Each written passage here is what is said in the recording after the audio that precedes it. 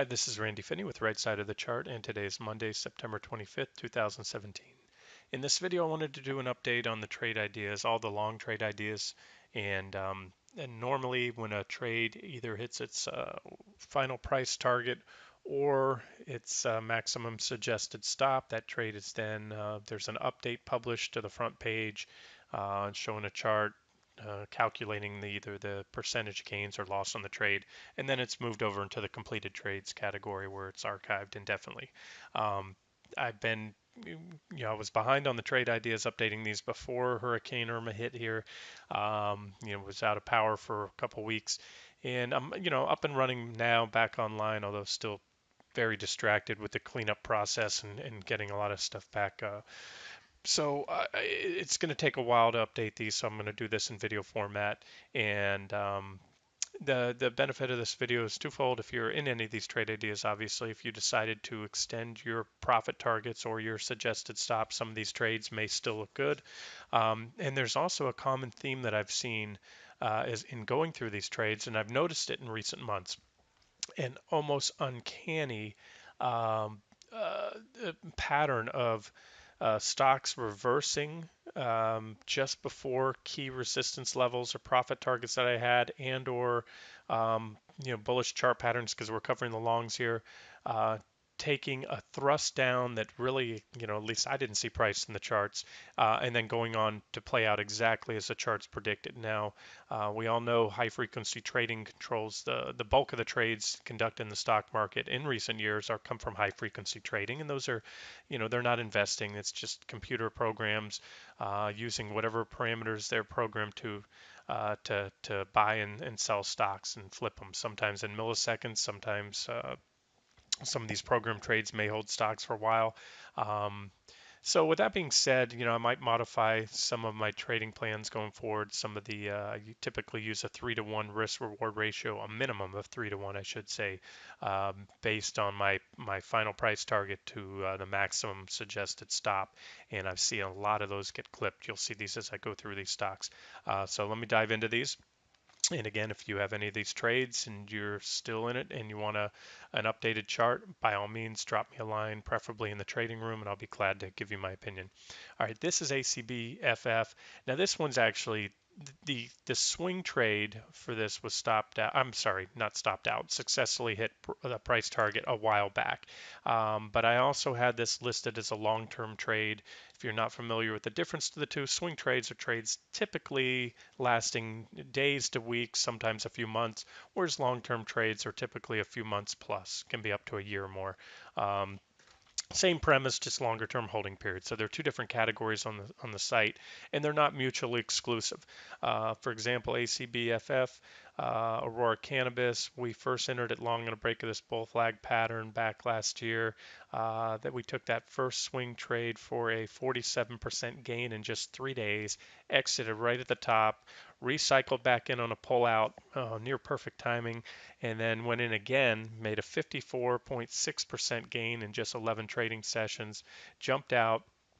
But then we entered on that second trade that was added as both a swing trade and a long-term trade. So that second swing trade, again, 54.6% gain up here at T1. And then I went on to set the final target at $3 back then. It was sort of an arbitrary point, but one where, by at least by my study of the chart, I thought the stock would go to before we saw a meaningful reaction. Then on the day it got there, I sensed a buying climax, and you can reference the notes on that. That was back on, let's put across here, around November 16th or so, if I'm hitting that right, of last year. And I said before and afterwards that I was going to step in and revise my sell order on my swing shares, hold a long-term position, but take my swing shares that I had at that point, or some of the shares, I should say more clearly, and sell if it on the next thrust back into the low 290s, which is exactly what I got. You can see there, gave me that exit that day, and maybe some benefited on the site and got out of that stock. That proved to be the high. It came up to, within a penny, a couple pennies of my $3, the official target. The high was 296.31. So yeah, within 4 cents. So anyways, some people might have taking some profits. But if you held it, the stock is still really, it looks good longer term. This is just a long basing pattern. It's based for almost a year now. However, I didn't realize until reviewing the trade ideas just last night and this one on the last update that I had revised the stop. I raised the stop to assure a profit on the trade, and I raised that stock to, let me see here. Oh, there it is. Any move below 142. And like I said, I tucked away a long-term core position. The stock still looks good, but I didn't realize the official stop. I think and again, that was when the stock was at $3, and I picked what I figured would be contain any pullbacks or any move below 142. The stock dropped to a low of 140, closed up back above that level that day, but by a mere penny, because then stop below 142 means any print of 141 or lower, and so we got stopped out by literally 1 penny there. We went down to 140, so they just clipped our stop, and that I'm going to remove it now from the long-term trade category, and in keeping with consistency here, because that was the last suggested stop. So even with that give back off the highs, that's still good for 132% gain on the long-term trade. And if you look at from that last entry back here, move that line, we were in there right there. And that's where I posted, personally taking some profits and hopefully some others follow. That was about almost a 400% gain when we got up to that $3 level area right there. Cannabis stocks, I'd love to talk about them right now. Starting to see some setup. The momentum is clearly not in the sector, and that's why I haven't done any posts. And I can't digress because I want to get through this video and just focus on these trade ideas. But if I see anything compelling, I'll post it in the cannabis sector. And of course, if you guys want any updates on any individual cannabis stocks, just let me know. Okay, next up, CMG. This one was added as an official long here around 3/19/92. Back on the charts are time stamped. That was September 1st, and I had a pretty tight stop. In hindsight, a little too tight on this one. Let's see what's happened since. That trade did go on to be stopped out. It just eked below that stop. The stop was any move below 308, and so we were taken out for a loss of 3.7% on that one. Now, I wanted to point out if you're still in it, and again, my suggested stops, suggested profit targets are just that. They're suggested. You might have your own stop, maybe more liberal stop parameters, higher price targets. But this one still looks good. There's the daily chart here. You can see the downtrend line. It broke out, and that stop really just tested that last reaction low. That's probably where I should have had the stop in hindsight. 3.7 loss with the profit potential on that one. But either way, it's stopped out now. We'll let it go, and there it is. You can see on that 60-minute chart, just came in to slightly undercut that previous reaction low, but it looks good for now. As long as it breaks out, you want to see a breakout. If you're still holding this one and you're looking to add, or you're watching it, I'd say that reaction high there about 320.23, somewhere in that area. And obviously it has no business now undercutting that low. It already undercut that previous reaction low after breaking out of the bullish falling wedge. So if you're still long, if you already give it that much rope, then you might as well just give it that much again, down to 295.53 or so, 295.50 under there. Okay, CTL, and again, keep in mind that nearly all of these trades I've already made mention of the either the price target being hit or the stop being exceeded, either in any of the videos on the front page, video updates, in the trading room, or on the front page. I just haven't gotten around to putting an official post with the actual gain loss percentages. So here's CTL. This one actually hit our first target, so. That was back on, oh goodness, whatever it was, right around here, 23.52. We hit the first target on July 21st, and that was good for a gain of 3.6, and the stock fell back and went below 22, which was the suggested stop. So CTL has been removed. Now, if you're watching this one, it was a dividend play, it was a growth and income trade idea. I fully expect that dividend to be cut. I don't know. I haven't done any due diligence on the company, but this one looks good. Here's a bearish rising wedge pattern. You can see it's kind of come full circle since the hitting that first target and then falling back. There's positive divergence confirming the bullish nature of the wedge. Actually, double positive divergence. Wrong line there. Let's try that again. There you go. And a breakout. So this one looks good. I'd have to study the chart a little bit more, but possibly up here to the 2160 area. So that's still, another 11% or so if it gets there. That's CTL. So again, it hit hit the first price target, then fell back to take out the suggested for those that didn't book any profits there or full profits. Next up is Mosaic Company, MOS. And this is one that you'll see the common theme here today with a stop run. We were stopped out of this one as a trade before, just barely had our stop clipped. I added it back. I knew it was going to pay dividend out. It was supposed to go ex-dividend. What was it, around September 7th or so, right around here when it came out. Now, and I made mention of this, and I did my best to factor that in, but they just pulled it down below any reasonable stop level. When a stock goes ex-dividend, typically the stock will fall by the amount of the dividend coming up. So made an adjustment, obviously not enough, but right around there, there's the 7th right there, the 8th. It ran down below that stop that I added, 1960. Boy, it looks like tech is melting down. I'm getting price alerts going off like crazy. Anyways, it ran through there and just traded for a couple days. But again, went on. See how the chart had nice positive divergence. We bought at the divergent low, tried to set an objective stop, but just had it barely clipped out. That's for a loss of 3%, exactly 3%. And then you can see it went on. The charts play out, more often than not. In most of these trades that have been stopped out or have fallen just shy of a price target, the charts are playing out. That one hit a high of 2186 versus my target of 2182, which was exactly the bottom of that resistance zone. Because as I say, I always set my price targets a little bit below the actual support level to account for the fact that the sellers may step in early. And so we hit the actual resistance level in that case. I should said support. I meant resistance on longs. And again, so if you gave it a little room, great. And I still like the chart. I still think it looks good longer term, but it already hit that target. So there's that first reaction. Appears to be flagging. That's a bullish pennant type pattern right there. So maybe another thrust up. But keep in mind this trend indicator, the PPO is still in bearish territory. So it would have been the prudent thing. And that's why I only had one target there to book full profits if you gave it a little more room on your stop. Because I can see maybe another test of these lows, especially if this PPO rolls over.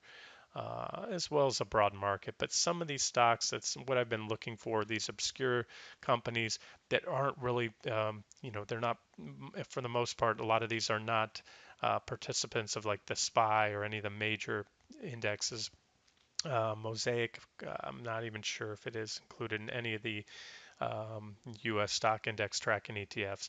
But that's where I'm looking right now for long side opportunities is things such as commodities or companies that really didn't participate with the tech run and everything else that we had in the broad markets.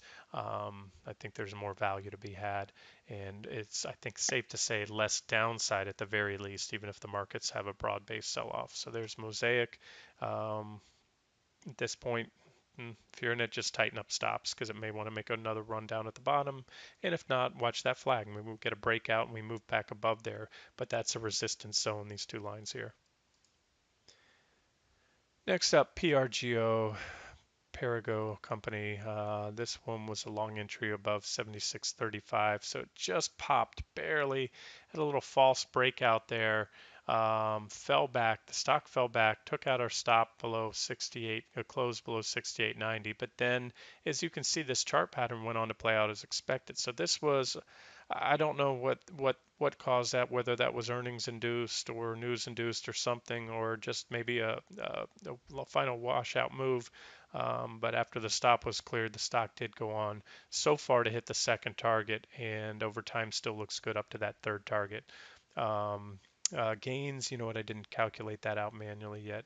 Let's That's going to be about 10%. And the reason it was allowed a 10% stop loss is because the profit potential to the upside was nearly three times that. This is Sugar SGG. This one actually was stopped out when I was on vacation back in July. And another story of the common theme of stop rates, like I've never seen, I can't recall for years. So this one we added it here as it was a long and a breakout. We had this bullish falling wedge, very steep falling wedge. There was a little bullish pennant right there, and we broke out of that pennant. So I added it as an active long at 29.13. Again, this was mentioned already of being stopped, already have been stopped out. Here it is. This was that little stop rate. So that flag was in here. I don't have it drawn right there. So you can see that little stop rate that just took us out, just barely below that stop by basis points, I think, for a 3% loss before the sugar went on to rally up from an entry somewhere about oh gosh, all the way up about a 10% gain. So again, an example of the charts playing out. It just seems, I don't know if it's program trading or what nowadays. They're just making these stop rates left and right, or have been for months. We'll see if that continues. We're finally seeing the big leaders roll over the FANG stocks in technology. I think the semis might be breaking down today or close to it. I have to take a look here. I had a couple price alerts so far doing this video. All right, so that's that. And if you're still in sugar, you know, commodities, the story is the same. I think they're bottoming. A lot of these are pounding out a bottom, but if you can even catch these rips and dips, remember, you can be a swing trader or a long-term investor. Long-term investor can position here, scale in, buy towards on pullbacks down towards the lows, whereas swing traders can catch these rips and dips at, you know, it's 20% there. The pullback was about 15%. This most recent rally was about 13, 14%. So up to you. Next up is silver, SIL. This is the Silver Miners ETF. This was an official trade idea added back here on August 28th. We added that at live as an active trade at 34.49. So right about here on this breakout. Caught this breakout early.